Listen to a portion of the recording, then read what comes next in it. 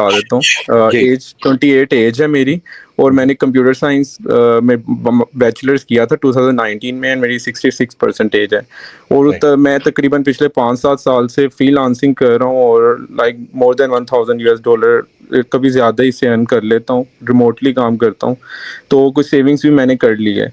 तो अब मैंने जर्मनी के पीछे 2-3 साल ज़ाया किए हैं, उस टाइम पे जब अपॉइंटमेंट्स नहीं मिलती थी एडमिशन सिक्योर कर के, और मैं तो थोड़े बहुत प्राइवेट के लिए भी मेरा एग्री था, क्योंकि मेरे पास इतना थोड़ा-सा मैंने सेविंग कर ली थी। तो अब सर मैं एक्चुअली आपसे ये जानना चाह रहा हूँ कि मैं अब कोई स्टेप लेना चाह रहा हूँ, मेरे पास सेविंग्स हैं इतनी और मैं साथ अर्निंग भी कर रहा हूँ, तो कौन-सा ऐसा ऑप्शन है कि जहाँ जा सकूँ? और एक ये भी है कि मेरी अब शादी भी हो गई है, तो मैं अपनी वाइफ़ को भी साथ लेके जाना चाहता हूँ, या बाद में बुला सकूँ या जो भी है।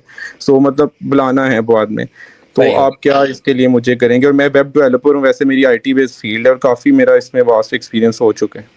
जी, ठीक हो गया। साथ भाई इसमें देखें 2-3 चीज़ें, अगर अभी आप अपनी वाइफ़ को साथ लेके आना चाहते हैं तो आपका स्वीडन में भी एडमिशन हो सकता है, आपका फ़िनलैंड में भी एडमिशन हो सकता है, अगर आप अपनी वाइफ़ को इंस्टेंट साथ लेके आना चाहते हैं, पीछे नहीं छोड़ के आना चाहते।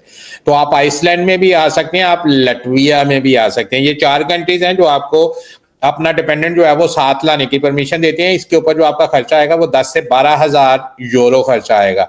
और अगर आप ये समझते हैं कि भी जे नहीं, मैं जो है वो सेफ साइड पे खेलना चाहता हूँ और थोड़े पैसों में मैं यूरोप में आना चाहता हूँ और यहाँ पे आगे जो है वो मैं सेटल्ड होना चाहता हूँ, मेरे लिए जो है वो कंट्री जस्ट अ नेम, तो आप जो है वो लिथुआनिया में अप्लाई करें, लिथुआनिया में आ जाएं और लिथुआनिया में आके महीने 2 महीने में आप अपनी वाइफ को जो है वो वहाँ पे फैमिली रियूनिफिकेशन वीजे पे बुलवा सकते हैं।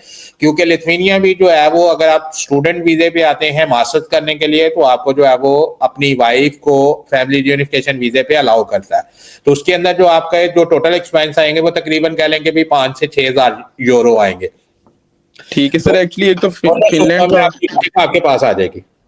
जी, मैं कह था एक तो मेरी फ़िनलैंड मेरी लिस्ट में था, वो भी उसका मैंने काफ़ी रिसर्च की थी, मुझे इसलिए बेटर लग रहा था क्योंकि एक तो वो स्टूडेंट टाइम पीआर पीरियड में काउंट करता है, और उसके अलावा जर्मनी का भी मैंने आपसे पूछना था कि जर्मनी मुझे वैसे सबसे बेस्ट यही लगता है, तो अब क्योंकि अपॉइंटमेंट्स भी बेहतर हैं, तो अगर मैं इसमें स्टेप लेता हूँ तो कितना टाइम लग जाता है स्पाउस को बुलाने में, या क्या तरीके हैं, या कोई और ऑप्शन? साथ भाई, जी। साथ भाई टू बी ऑनेस्ट मैं आपको बताऊंगा कि 6 साल के गैप के साथ अगले साल में आप अप्लाई करेंगे, 7 साल के गैप के साथ आपको यहाँ पे हुँ, वीजा हुँ। नहीं मिलेगा।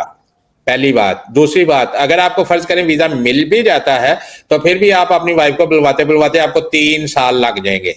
पहली ठीक। बात। 6 और 7 साल के गैप के साथ जर्नी जो है वो रेगुलर स्टूडेंट्स को जो है वो इंटरटेन करता है। उसकी वजह यह है कि यहाँ पे स्टडी जो है वो फ्री है और बहुत सी दुनिया की ऐसी कंट्रीज हैं जहाँ के स्टूडेंट जो है वो यहाँ के लिए अप्लाई करते हैं। इवन अमेरिका, कनाडा, ऑस्ट्रेलिया से भी लोग यहाँ पे पढ़ने के लिए आते हैं जो रेगुलर स्टूडेंट होते हैं, जिनका गैप नहीं होता।